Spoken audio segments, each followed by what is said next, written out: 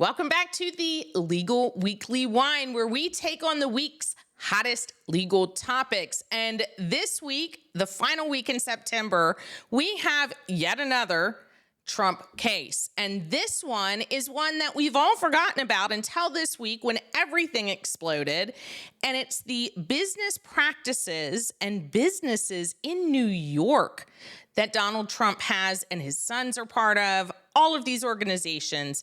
It was brought by the Attorney General of New York, and as of this week, there was summary judgment finding fraud and fraudulent business practices in full. Pretty much in full. So that's what we're talking about today. We've got a few other things up our sleeve, maybe for the end of it, some more Constitution, some more amending process, some more constitutional amendments, put them all together.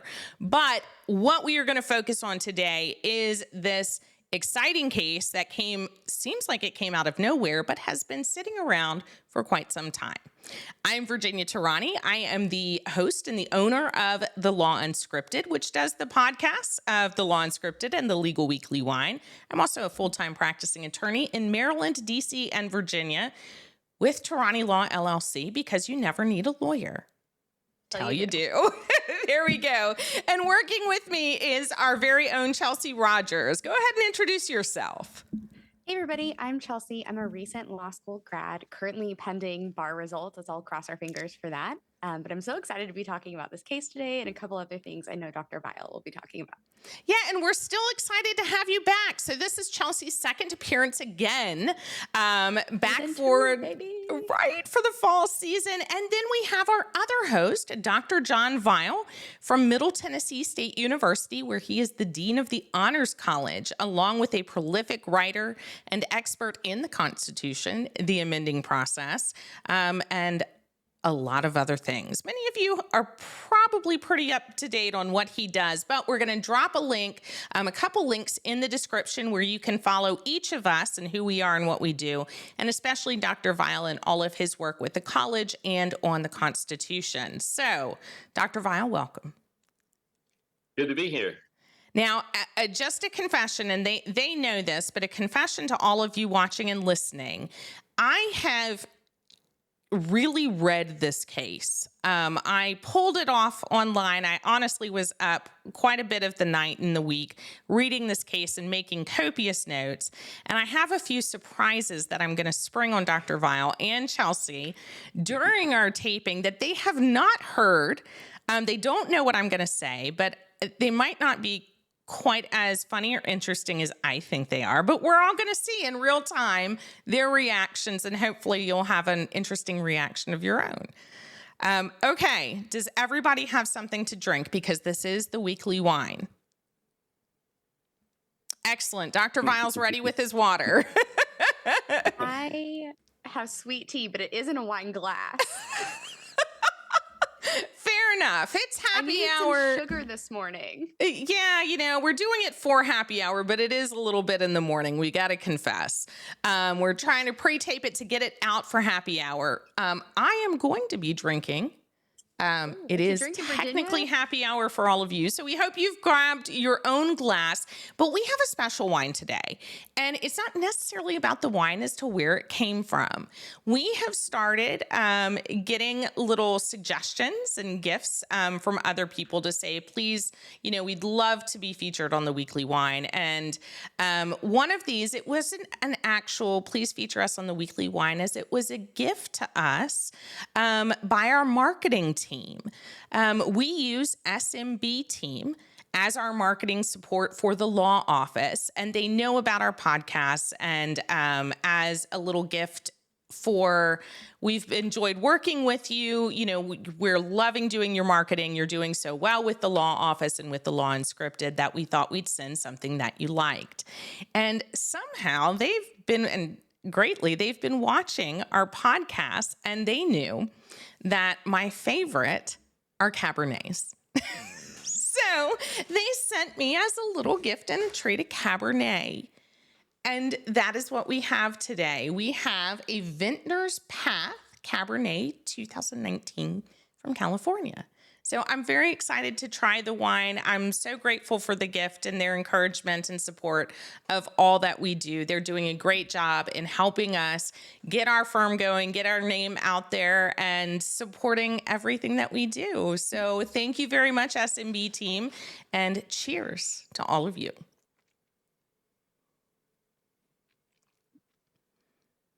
Oh, that's delightful.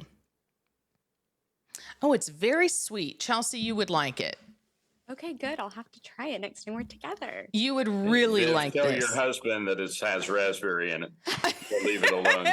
I don't want to share. I'll tell him it tastes just like raspberries. The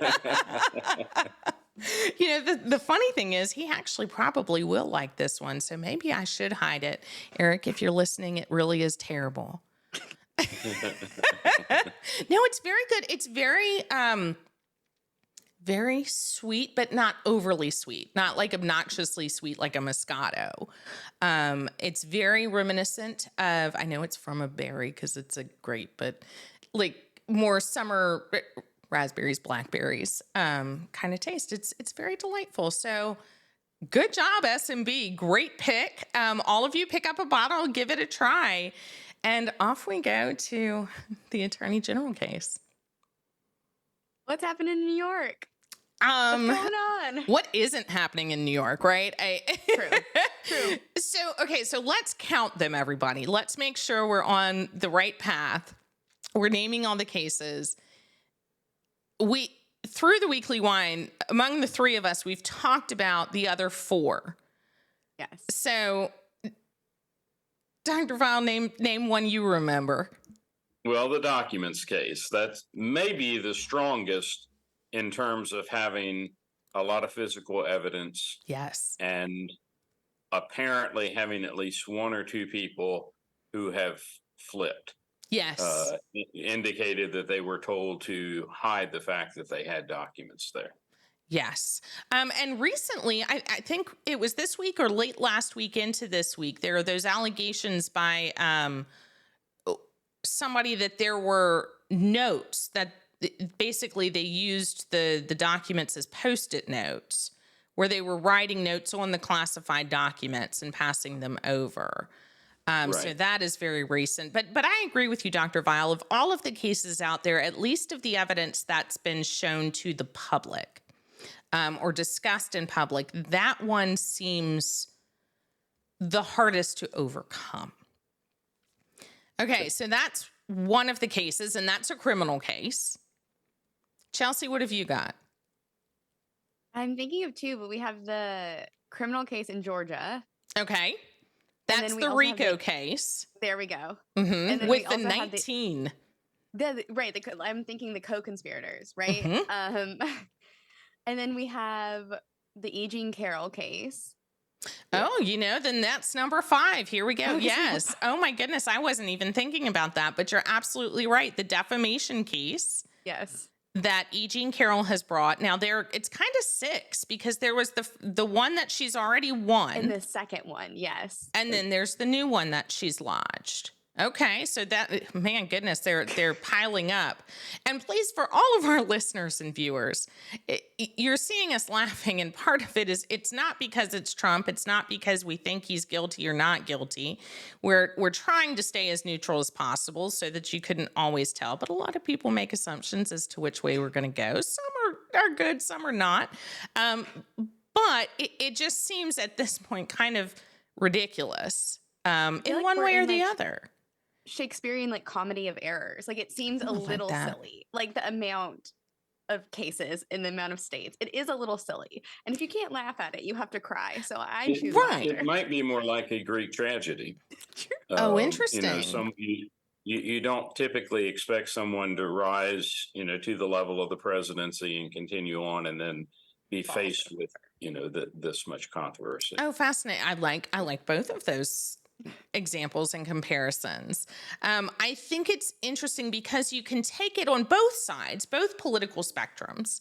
You could use it as the Democrats or even those who aren't Democrat but believe he's guilty. You could take it as this is ridiculous because how many more crimes does he need to commit to be proven a criminal? And then there's the other side right, for Republicans and Mr. Trump and Donald Trump himself of it's ridiculous because clearly this is a witch hunt. So it could be seen on both sides. So then we May have. I add something? Yes. Yeah. Well, I was going to say, one of the fascinating things about the New York case is, and some of these others, is they're not justice. It's not the Department of Justice. Correct. So New York is coming out of the AG's office. The Carroll case, I believe, is a civil case. Is Correct. that right? Just by her as an individual.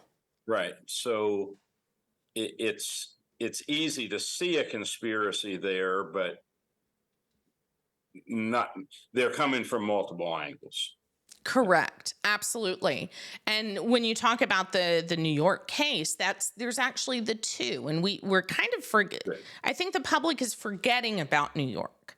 The Georgia one is so prominent. There are 19 defendants, this huge RICO violation. The documents case seems, almost in some respects treasonous if they're confidential documents that is secret. You don't give away the country's secrets. But then there are these couple that are kind of, and I'm losing my own analogy here. They're the silent killers, but that's not the word I'm looking for. Death by 1,000 cuts. Sleepers. The which one? Sleepers, maybe. Yes, I like that. The sleepers. That's exactly what I'm looking for. Because Fits in nicely with last night's debate. Or presidential debate. Is this the time for confession? Yes. I'm married to a teacher. Do I need to put that out there? Well played. Well played. Kudos. Because yes, Chelsea, you didn't watch the debates. No. Which probably is the best of all of us, because I don't know that I should have, or in Nikki Haley's, it probably made me dumber for watching it. I read the highlights, but I just can't. I know that sounds so childish, but it's silly and it's nonsense, and I will hit the highlights, and I just cannot do it. Yeah, I think Dad and I, we watched the whole thing, didn't we? The last 5 minutes, I just gave up. A confession to make. Sorry. I mean, I was afraid some of the food fight was going to come through the set. We were going to get the tomatoes. Yes. That's funny. Yeah, there were some awkward moments. Not to mention, in the total side tangent, but not to mention the idea that one of the candidates suggested we just do away or misinterpret one of the entire amendments of our Constitution. That was exciting. But may I make a comment? Please. Since it's on the Constitution, he got it half right. He did. So the 14th Amendment says that. Okay, give me the opening line. Oh, he quoted it better than you. All persons born or naturalized in the United States and subject to the jurisdiction thereof are citizens.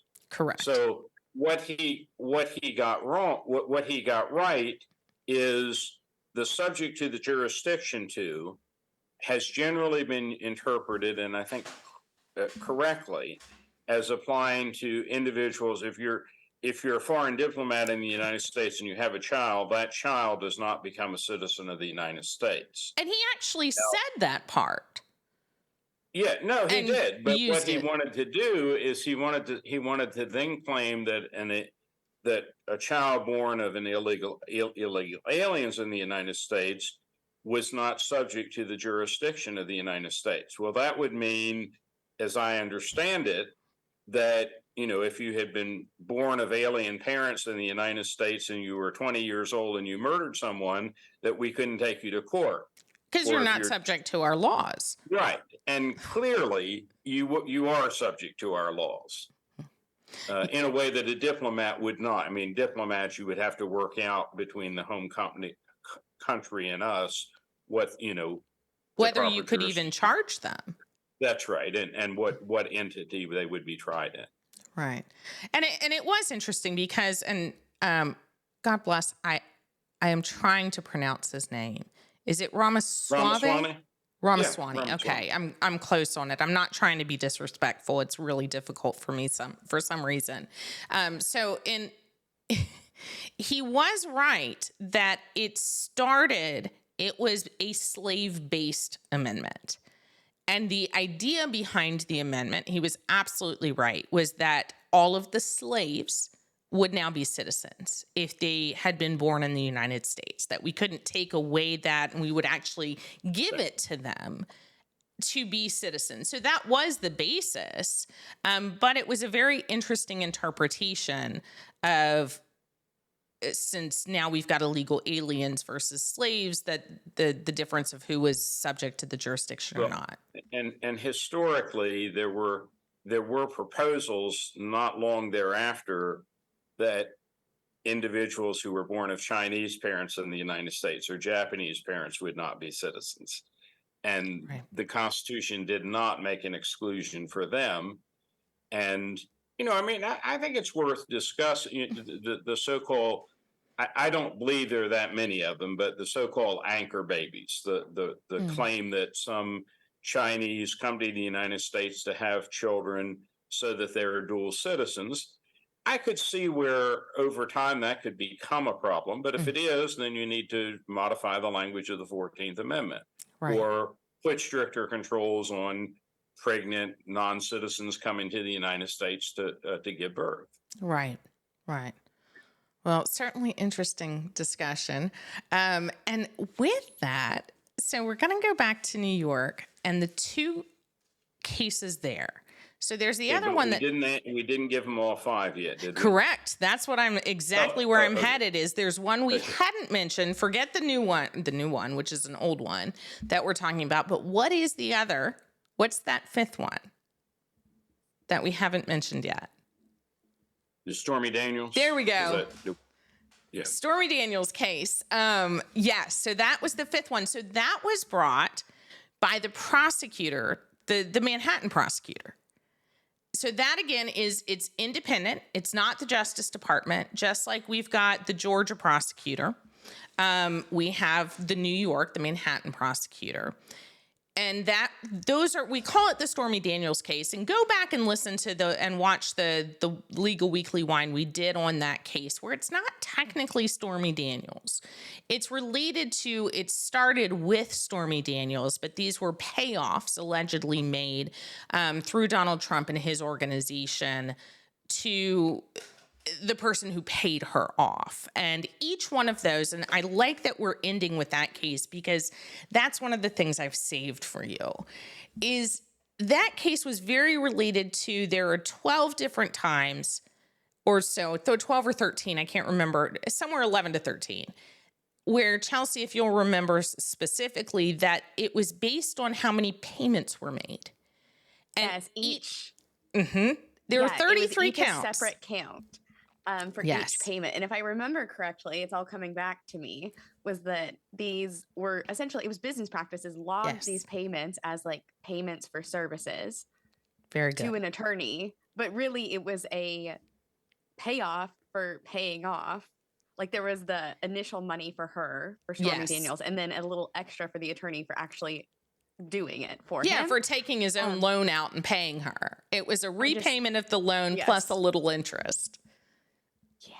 Exactly. So what they did, and a lot of people have criticized the attorney for so many charges where they could have lumped it all in as one fraudulent practice, but he chose to charge for every single time that a payment was made. Because what he was saying is basically there was forgery or fraud in the inducement, then fraud of false pretenses for presenting it to the bank and presenting it to be cashed as, this is a payment for this when it really wasn't. So that's the very quick basics of that case. So what's happening in this case is it's very similar to the one proposed by the Manhattan attorney, the criminal attorney, that they're saying, well, you've submitted financial forms that are not true. And you've signed them and you've submitted them as if they are true, and they're not. And in that way, it's extremely similar. But what she's doing is she's got the civil side of it. where the attorney general is the attorney for the state of New York, but it's civil matters. So all of the prosecutions are individual counties, but the state, the attorney general's office represents the state as the whole. So that's how I'm comparing them, is we've got the civil side. Now, it's not on the Stormy Daniel checks. It's actually for financial statements that he made of valuations of his own property. I mean, this is basic, right? This is like the sleazy car salesman. That's what this is overinflating the like, that's what it is, saying, oh my God, this is a great car, and it's really a lemon. That's what he did, but on a much larger scale. It does seem to be. And it really, so yeah, go ahead. Let me add so the viewers aren't confused here. You use the word summary judgment. Yes. And you and I know what that means, and Chelsea knows, but I'm not sure everybody else does. Chelsea implied that guilt has been established, and that's essentially what this summary judgment is, right? Unless it's overturned, the judge has said we don't need to go to a jury to decide whether he has overinflated or underinflated assets in a way to get better loans, Correct. pay fewer taxes and the like. So this is actually a conviction waiting judgment on the penalty. No, it's actually a finding of liability. I'm waiting sorry. on damages. That's a better way to phrase it. Yes. Yeah, so it's not a criminal case. It reads like a criminal case. Right. And the law that they're basing it on reads like a criminal case, and it's actually a penal code law that they refer to a lot. But it is a civil claim. And the judge spends a lot of time, it's Executive Law 63. And it talks about whenever any person shall engage in repeated fraudulent or illegal acts or otherwise demonstrate persistent fraud or illegality in the carrying on, conducting, or transaction of transaction of business. This is how the law starts. So it's very much like a criminal law because we're talking about fraud. And fraud can be a criminal charge and indeed is in many of these other cases against him, but it's a specific civil case. And one of the things that it does within the law is it gives the attorney general herself, and this case, whoever it may be, the attorney general, the right to bring an action under this rule for these types of business transactions. And it says, the term persistent fraud or illegality, it's including continuance or carrying on of any fraudulent or illegal act or conduct. Repeated shall include repetition of any separate or distinct fraudulent or illegal act. And what he's saying through the summary judgment, Dr. Vial, I really appreciate that you're bringing us back to that to explain it, is he's saying all of these facts that have already been established prior to the trial, whether by deposition or stipulation or, other arguments, all of the facts lead to one conclusion. It's that there's fraud. Whether it's illegal or not, there's still fraudulent acts being committed. And in the statute, it doesn't say that it had to be intentional or even knowing. So there's no level of intent that has to be proved. Was there fraud or was there not? And he's saying liability. Exactly. It's a strict liability case. They've proven there was fraud and it's done. But you wouldn't go after someone who makes a $10 error, or probably even $1,000 error if you're, maybe not a $10,000 error if you're dealing with billions of dollars. Correct. I think one of the most fascinating things about this is not only has the judge found that the president is liable, but he has actually fined 3 attorneys, I believe, $7,500 each. 5 or 7 of them. Yeah. Yeah. However many there are, he's actually fined them for and I'm not sure, part of it, I think, is for advancing law that has been superseded or incorrect law, but I think for also just bringing forward figures that they had good reason to believe were not accurate. Correct. That's absolutely right. And I wanted to make sure I did it in all my notes. Sometimes I make so many notes. Like, it's 5 attorneys. Yeah.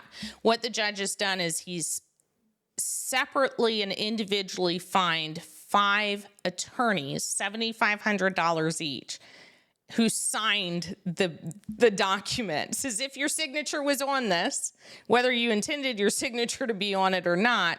I'm fining each of you for frivolous arguments. And it's not so much that we think, well, you can make any argument and maybe they're just calling it frivolous. In this case, the judge has pointed out, look, you've essentially made this argument 4 times, the same argument. When you first made it, I said no. Then you appealed it.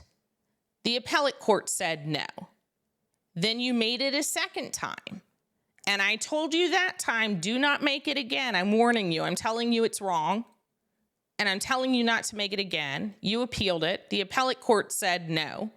And now this is the 3rd time, after 4 times you've lost it, that you've brought it again. And at this point, it's egregious conduct. We've already said no. You're an attorney. You've been told why you can't bring these issues. Like Dr. Weil, just like you said, they're citing cases that have been overturned. From a layperson's standpoint, and I have a PhD but not a JD, so for somebody without a JD, it doesn't quite seem fair that you would, what if you have a client who says, I'm paying you to make this argument, don't you have an obligation to do it? And there, I think, is maybe where Chelsea had, in a recent study for the bar exam, it was sort of up to date on that. Yeah, so that's one of the basic sort of professional ethics. You have a duty, candor towards the tribunal, which means you just have to basically be honest in court, and you can't misrepresent the law. And they had been told multiple times that this was an incorrect reading of the law. It was a misrepresentation of the law, and warned not to do it. I don't know if I've ever heard of this in any other context of someone being this egregious. So I guess it makes sense that they got sort of chastised and fined by the judge. The only surprise to me was that they weren't fined more, quite honestly, or removed from the case, because certainly it would have been within the judge's discretion to say, I'm done with you, find new attorneys. But yeah. May I raise a related issue that might be of course. interest? So, Cassidy Hutchison has this new book coming out, and she claims that she was told by when Trump's attorneys were representing her, that she was basically told not to lie, but you can just say, I don't recollect. Does that fall under a similar? I mean, does that, if you can show that an attorney has instructed you to say that, does that fall under a similar, reprimandable offense? Absolutely, because as an attorney, ethically, and all states have some form of this rule that they've adopted as their own, is you can't tell a client to lie, and they're playing fast and loose with this, where you can say you can't help participate in any lie, misrepresentation, fraud, or illegal act. So you can tell a client, look, don't make up an answer. If you don't remember, you don't remember. Say you don't remember. But to go to the point where I'd rather you not answer and just say you don't remember. As an attorney or as a witness, you're not obligated to volunteer information you're not asked.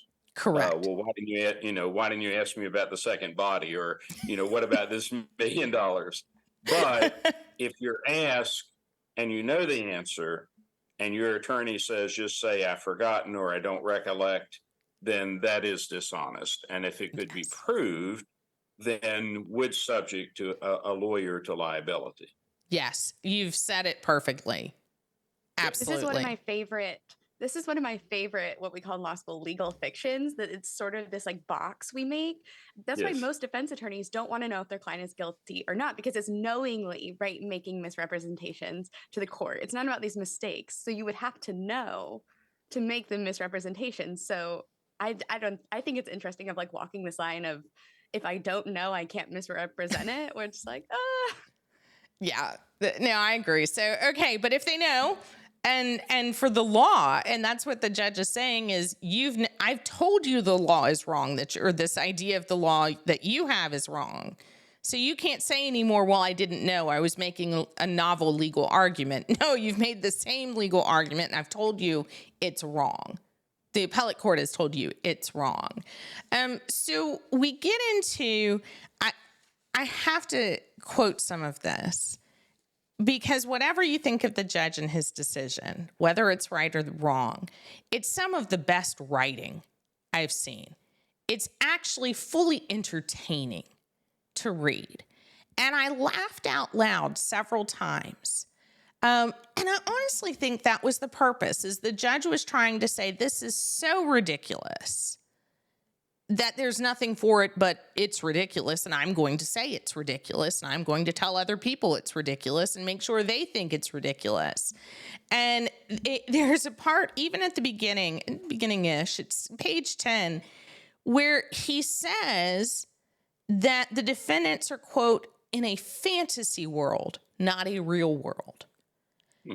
And what he goes through is he summarizes everything that the defendants, Donald Trump, his two of his sons, the adult sons, as well as the Trump organizations, whether they're a parent company or a subsidiary company, those are the defendants, along with another attorney or some other people who were board and, executive directors and trustees. But what he's saying is, look, the defendants keep claiming these valuations that they've basically pulled from the sky, where there are they've gotten actual evaluations, they've gotten real assessments of their value. There are people who have done reports, reputable companies who have valued their property. There are some, like, for instance, and for example, they valued the property at $21 million, but you're claiming that it's $321,000. So they're saying you are absolutely conflating and inflating the prices and the value, despite credible valuations that you've received either by counties, by states, or by other reputable companies. And he goes through and in this summary before he gets into all of the fake valuations as he sees them, is that he's saying, here's what they're doing. Their defendants are claiming essentially that, and he says, reliance on, quote, bogus arguments. And defendants world, rent-regulated apartments are worth the same as unregulated apartments. Restricted land is worth the same as unrestricted land. Restrictions can evaporate into thin air. A disclaimer by one party casting responsibility on another exonerates the lies. And the Attorney General of the state of New York does not have capacity or standing to sue. Virginia? Yeah. Let me add something that maybe you're going to spring this on us or get us to it later, but the most fascinating for a realtor, right? Mm-hmm. Real estate developer, is that the size of his penthouse apparently varies from 4,000 to 24,000 or 14,000. Yeah, 10,000 square feet to 30,000 square feet. Yeah, that's not likely a mistake that you would make in calculating. And that's exactly what the judge is saying. That's the last part, is he says, and square footage is subjective in their fantasy world. Because what he does is, this is the Trump Tower triplex. And he even says the court takes judicial notice, and Chelsea, I'm going to have you talk about that and what that means. The court takes judicial notice that the Trump Tower apartment in which Donald Trump resided for decades is 10,996 square feet. But from 2012 to 2016, the documents that he submitted claim that they're 30,000 square feet. And what the defendant is arguing is that square footage is subjective. It's what we feel that it is. We feel like it, and we think that it's about 30,000 feet because we didn't measure, but it feels so big and grandiose, it must be 30,000. And the judge is saying, no, it's a mathematical equation. I'd love to join them in this fantasy world because my 400 square foot studio apartment, I would love if I could just dream it to be bigger. That would be fantastic for me, actually. One of the children didn't move out, did they? That might make the house seem a lot bigger. It really did feel like 30. Or a former wife, you know? Exactly. Yeah, and he goes through, he's like, good faith measurements could vary by as much as 10 to 20%, but not 200%. He's saying this is truly ridiculous. The statements that you submitted are clearly false. And there's no way around it. Here's one of the two things that I wanted to have fun with you on, is the crux of the argument to me. And what he's saying comes down to the Princess Bride. You've both seen this, right? Yes. Yes. Okay. Do you remember they're riding on the boat with the princess, going to this island, right? They're stealing the princess, going to go off with her. And the one man keeps saying, inconceivable. Do you remember this part?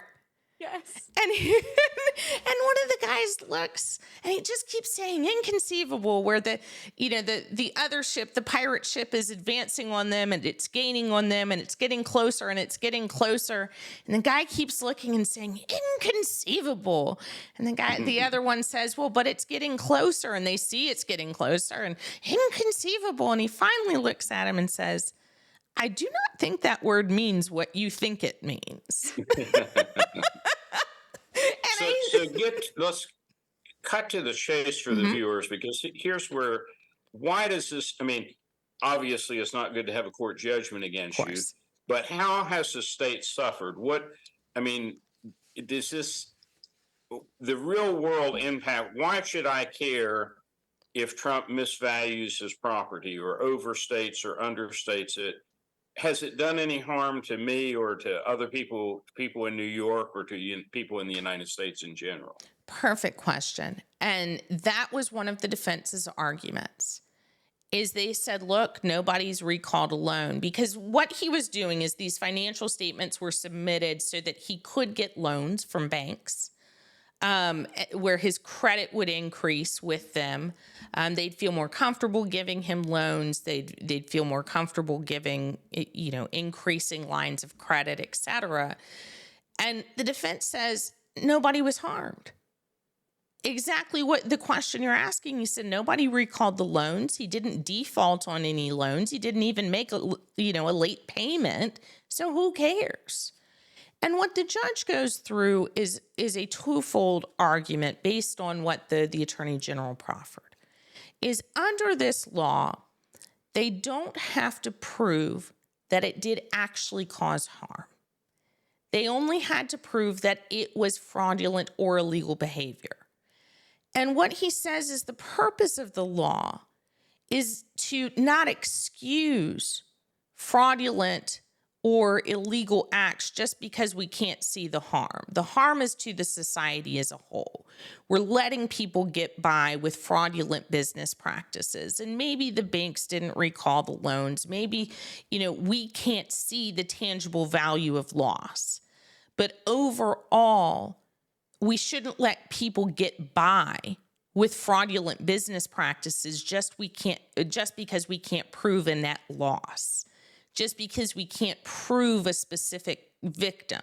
That's why it's not a criminal case, right? Where they're saying but it's not even tangential. In a way, it sounds tangential, as it affects the marketplace, kind of like shoplifting raises the prices for everyone, right? Because some people can't pay their medical bills, we have higher medical costs. That's the idea of, because these fraudulent business transactions are going on, the banks are giving him loans and extending their money to him when they could be extending their money to someone else who is more deserving and who hasn't committed any fraudulent business actions and isn't trying to pull the wool over somebody's eyes, where it undermines the entire system. And our state has called this fraudulent business practices. We don't want to encourage people to perform fraudulent business practices just because they can get away with it. Does it affect how much taxes he would have paid or not? I mean, you would think it almost have the opposite effect if you're claiming that it's more valuable than less. Do we know if it affected tax bills? I'll do a twofold answer. From what I can tell, I'm not totally sure. So I can't say a full yes or no with confidence, but what I can say is, based on this case and what has been described by the judge and interpreted by the judge, there were certain property assessments. So, for instance, Mar-a-Lago is included in this. Right. Of, the Trump Towers, Mar-a-Lago, even the Scotland property, the golf course he has in Scotland. What he's saying is, there was the state value, right? If we own property in each state, we get a tax assessment every year. This is what the state or the county or the city values your property at. You owe X amount of money, right? Your income tax or your property tax. And what he's saying is, the assessment in some of these properties was low. 2,000% in some cases, or 200% lower than what you valued. So you're getting the benefit of, you paid less taxes on the property because the property assessment through your local government agency was less. So you paid lower taxes, but then you got the benefit of higher loans that you didn't have to pay the higher taxes you would have paid if it truly were as inflated as it was. So there is a benefit that he's getting. They're saying you personally, maybe not society, maybe not these banks, but you personally benefited from ill-gotten gains. Is you got more loans, you got more money, you got higher investors, more investors, because you were conflating your prices, because you were inflating your value and your net worth, that you should not and would have not have gotten otherwise. The best that and this goes to Dr. Weil, one of the things we talked about off camera before we started, is to what happens. What's the result? So you touched one question that's huge. Why do we care? What's it matter? And then the second question is, well, what happens next?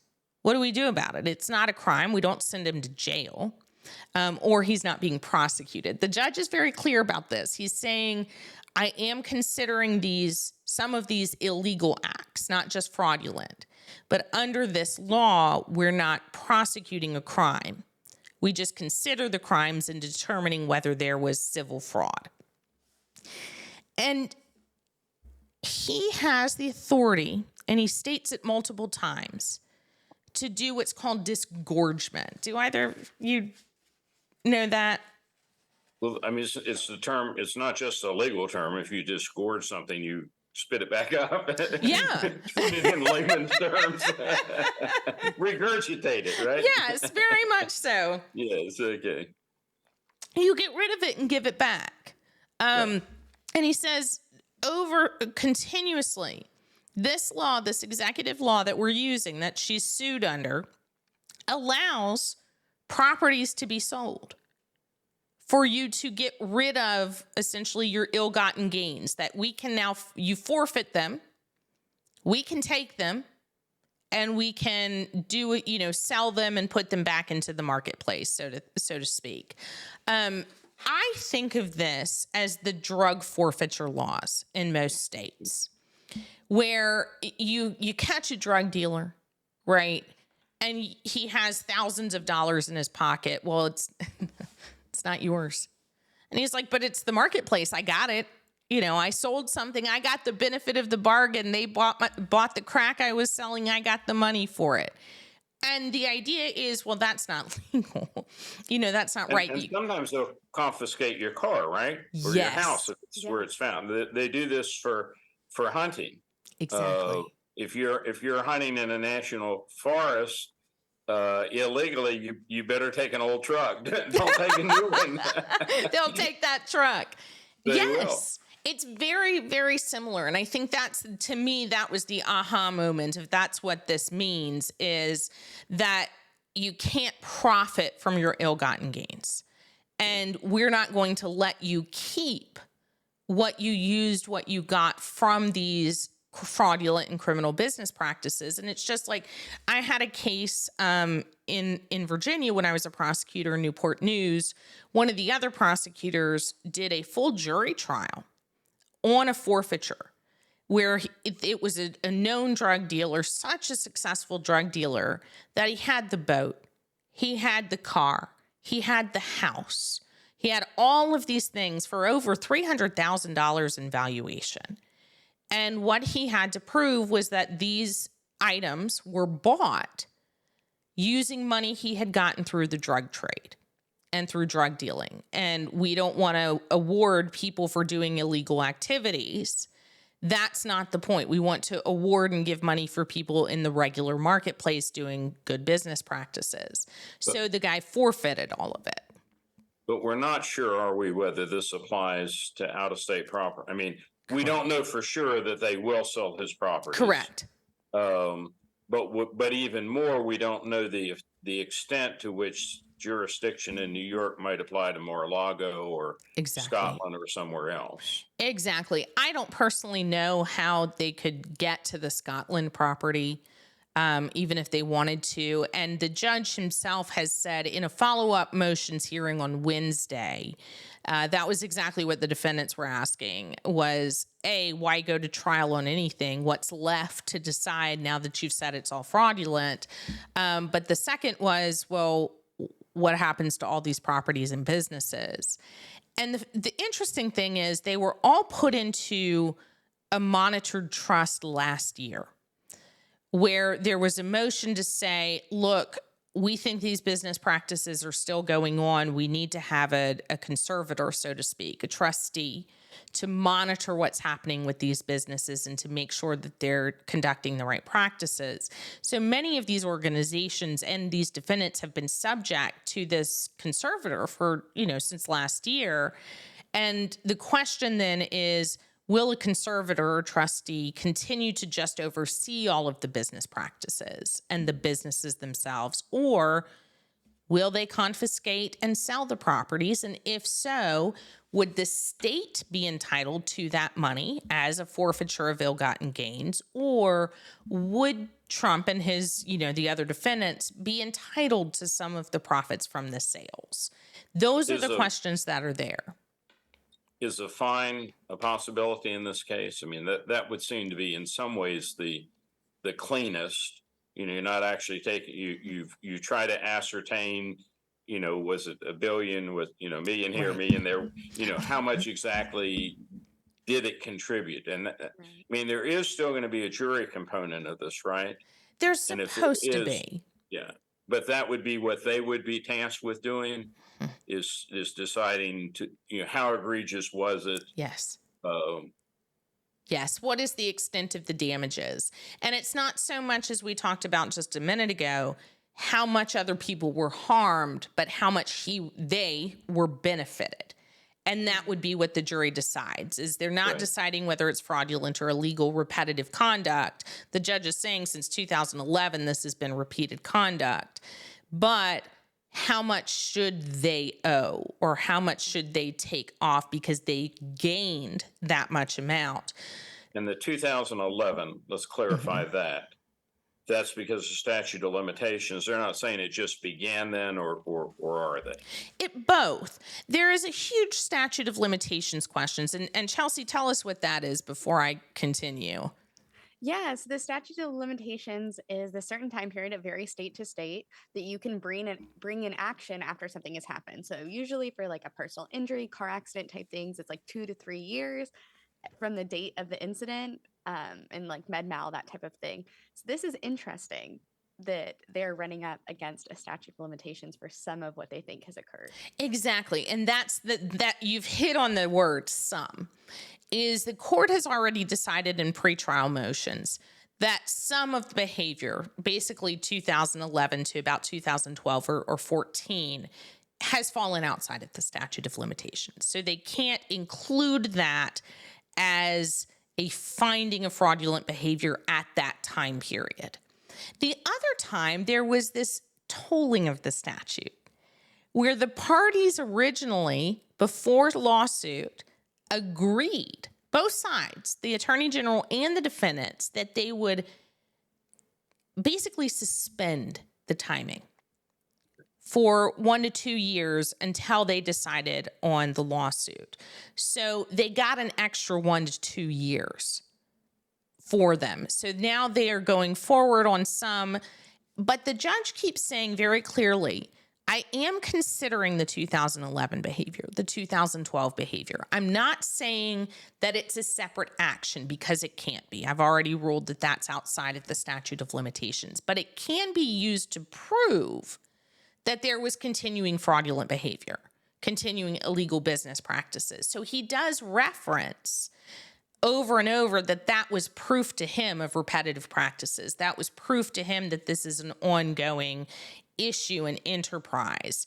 But technically it's not included. So the jury would only be able to review damages, the amounts subject to anybody based on the time frame that was allowed under the statute. You know, as a political scientist, we've talked about the legal and financial, but there's also a political dimension here, which suggests that to the extent that Trump was elected for being a business genius who would be able to apply what he knew to the government, this might suggest that it wasn't so much genius as it was chicanery. Yeah. Or, you know, fraud. Yeah. So, I mean, it sort of takes down a notch the image of, you know, someone. And of course, that image was already flawed by, you know, the casinos that went bankrupt and people that he didn't pay and this sort of thing. But this sort of pops the balloon again, or in a different way. It certainly does. And there is the finding, and to go back to, I'm trying to make sure I finish answering the question that you did of what's the penalty, is exactly this. I think politically, even outside what the judge or the jury could design, is politically, what is the penalty? Do we continue to have the question of this is a witch hunt or otherwise? But what the attorney general keeps saying is this is a con man. Pure and simple, like Chelsea, your used car salesman. Yeah. We Like, call it's it giving sleazy. Like, it's just giving shady, I Yeah. think, is the problem. But I do think you made an excellent point, Dr. Violet, and you too, Virginia, that politically we're pretty divided. And so you're going to have one side saying this is a witch hunt, which I think we know how I feel about that, because really all of these people across all these states are coordinating. I don't buy it. But you have that. And then you also have the other side that isn't believing. And it's just, I don't really know if the consequences are going to be that much different than sort of what the general opinion of him on either side was. I don't think And that's so far, changing. every indictment seems to raise his popularity. bolster it. And May I bring up something new, Virginia? please. Have we ever talked on the show about the Mae West effect? We have not. Okay, so I have an article that should be coming out, co-authored with Kent Seiler, who's a former congressional aide. We have posited that anytime you have two candidates with very high negatives, that the Mae West effect kicks in. Mae West, who is a sort of bawdy entertainer, famous to a generation long before the two of you, once said that anytime she had to choose between the lesser of two evils, she tried the one she hadn't tried before. So we posited that in 2016, this would give Trump an advantage over Hillary Clinton because she was so well known, had been in politics so long. Both of them had very high negatives, and it worked that way. And then last election, we predicted, okay, Biden's been on the national scene, but not nearly as prominent as Trump has for 4 years. Neither, it's hard to say neither of them was well liked when they both got the nomination, but both had high negatives. And we predicted it would work for Biden.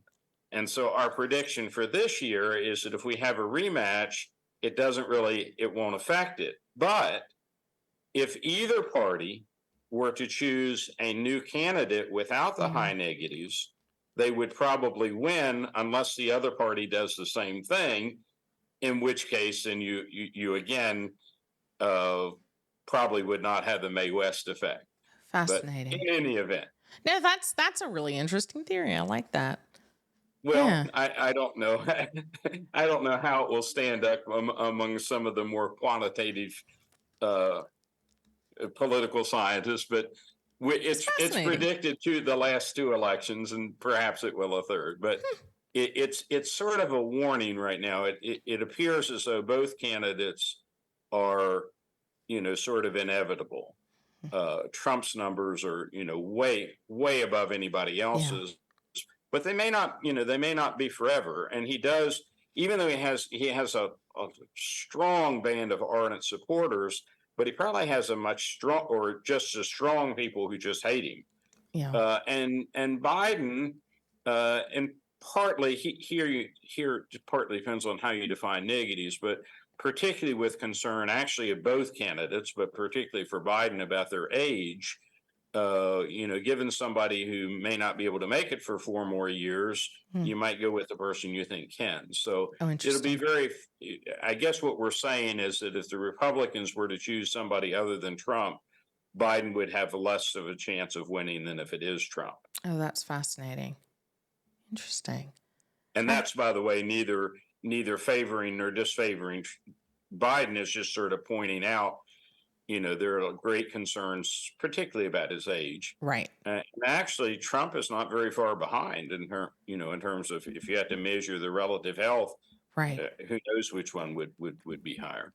Interesting. I think that just anecdotally rings true to me. I think a lot of people, at least I can speak for sort of my age, are just very distrustful of the sort of system. And so an outsider does seem more appealing than someone who's been entrenched in politics for a lot of their life. On the other hand, the most obvious outsider this year is probably Ramaswamy. And I think, just because you're an outsider doesn't mean you're going to win. Your face. Yeah. Well, no, but I mean, in some ways, he's much like Trump, right? Person's made his money in business, never apparently voted until an election or two before, has never held political office, never served in the military. Trump was the first president that was true of. Every other president either had extensive military service or public service or both. And Trump did not. And, so it may not be that you want that much of an outsider, but the new face, and, John Kennedy capitalized on this in the 1960 election. Now, he wasn't running against Eisenhower because Eisenhower had served his 2 terms, but for many people, he was the new face. And if you, I'm sure you'll remember his inaugural address when he says, of course, we're passing the torch to a new generation. Doesn't everybody? I do think, pardon? Doesn't everybody? Yes. Well, I always get the 1960 and the 1860 election, speeches. It's hard to keep them separate in my mind. I can see that. Okay, so and my students think that I should remember the 100 years before that. Except no, there wasn't a 1760, but they think I should remember before. It is funny as a quick anecdote. My son, he's 15, and it's really hard. We were watching a show the other day, and he's like, "How old is that actor?" It's like, well, and we looked it up, and it was like 52. He's like, "Wow, that's really old. I'm like, how old do you think your parents are? It's like, among the three of us, the mom, the stepmom, and the dad, we're right around that age, and some, one's a little older, one's right there. So, it's very funny perspective. So I can see that. So let's wrap this up real quick. I think one of the things I want to say before the end of this is this case is the most like two of the others. The Stormy Daniel one, which is the criminal side, but not of the same transaction. But I almost would compare, and I do, I'll just forget the almost, I compare this most with the Georgia RICO law and case. To me, the entire case reads of a racketeering organization, the same way that it's been presented in the complaint for RICO, the RICO complaint against the 19 defendants, where it's a continuing illegal enterprise designed to do illegal things. And that's how this reads. So in reading it, it's like, well, this is criminal, but it's brought under a civil statute. And it just keeps going on of all this repetitive, continuous behavior over a longer period of time to support an enterprise, to overall have these conspiracies, these underlying conspiracies to defraud the banks, to defraud other investors, to defraud property managers, to defraud the state, and ultimately gain from that. So when I look at this case, it is, to me, the civil side of the Georgia RICO case, and the most similar to that, except it's not a criminal case, even though it defines criminal behavior.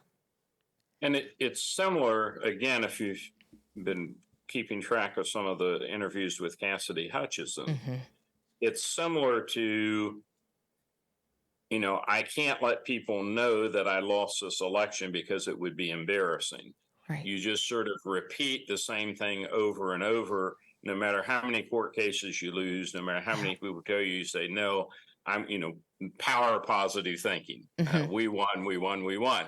Absolutely. If I say it's $3 million, it's $3 million. Right. Right. And one of the pieces in here was talked about is there was a quantity that the defendants had that they were placing the subjective quantity on the Trump effect, is the valuation just because it was Donald Trump. And, there is some sense to that. And I say in this case that it's proven not because I'm trying to pick a side for or against Trump, but legally speaking, this case is determined in terms of the judge has ruled based summary judgment, a conclusion of law, that the state proved that there were fraudulent behaviors. So in that sense, that's why I'm referencing these are fraudulent and illegal behaviors, not so much that I think they are, they aren't, but the judge has made that finding. It is a legal finding on the record. It will be appealed. Dr. Vial, just like you were suggesting before, absolutely it will be appealed. It will be appealed as high as possible. But for now, that is the finding, and we're only waiting to find out what powers the jury has and whether the companies, the land, the properties are going to be taken away from him and sold, and whether, if they are, would he get any money? Would any of these organizations get any money or not? But overall, my biggest takeaway is these are not the droids you're looking for. They're not what? Oh, it fell flat. I was so close. Of course, they're not the droids you're looking for. Come on, Star Wars. Chelsea, give me something. Sorry. I know about 1860, okay? And I have watched Star Wars, okay? Okay, well, at least you knew the Princess Bride. It's the similar thing of I do not think it means what you think it means. Where in Star Wars, the Obi-Wan Kenobi famously in the first one They get to the stormtroopers, and they have the droids they're looking for in the control. In their droids is the word. I just couldn't hear the word. Okay. Yeah, they have them in the vehicle, and they're trying to get by, and he uses the Force to convince them that these are not the droids you're looking for, when indeed they were. I just couldn't hear the word, and it was It's okay. You're old. We left out Menendez. It's either loss of hearing or you just don't remember. Yeah. So Linda and I are thinking that maybe we need to move, we shouldn't have $500,000 in gold bars lying around the house, that other people may not understand that. So we have to do house cleaning this week. That's definitely a conflation. Hilarious analogy there. Thanks to both of you. It's such a lively and interesting conversation. I really appreciate you both tackling this particular topic with me today. If I do enough of these, you think I can qualify for taking the bar? You might be able to. You really might. We're all going to learn, and maybe I can get a PhD in political science by the maybe end. So. That's probably more likely.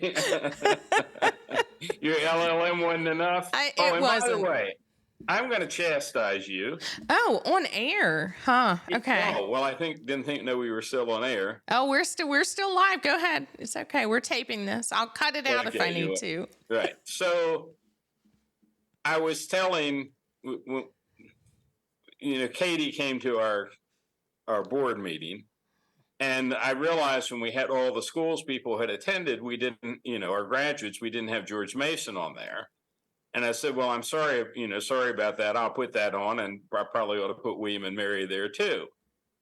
And my assistant looks it up and says, well, Virginia didn't go to William and Mary. And I said, she may not. So you haven't listed it apparently on your website. You've listed George Washington. According to her, you've listed your LLM, but not your JD. Okay, well, my marketing company who gave me a gift of wine, I'll have to contact them. Well, check, because, especially, that gives you, your Virginia connection, D.C., then all you need to do is go to University of Maryland, pick up your PhD, and you'll have all of them. There you go. My husband does always joke that I would just be a constant student. So I'll let him know I'm going to go for my PhD. Yeah, well, I'll let him know. But you check, because I think you ought to have William and Mary on there. It's supposed to be. Okay. Well, just because she didn't find it doesn't necessarily mean it wasn't there. But I'll check. Because it should be. I'm very proud of all my alma maters. Are you ashamed of my alma mater? Not at all. No, I'm very proud to have had gotten my JD at William and Mary. And you got your original Bachelor of Science or Arts there. What did they call it? Arts, I think. Okay. And remember, have you ever told Chelsea about the time you got embarrassed in class because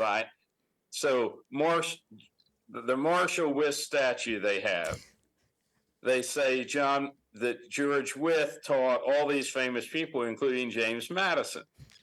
So I wrote back, I played James Madison. So he wrote them. I wrote to the dean, later became president, and said, I think I know James Madison, and I don't believe he studied under George Wythe. And the sad response is, oh, we didn't mean that James Madison. We meant the James Madison who was Bishop of Virginia and former president of William and Mary. Oh my God. And so, Virginia, you complete the story, right? Yeah. So he taught a specific class. The dean taught a class.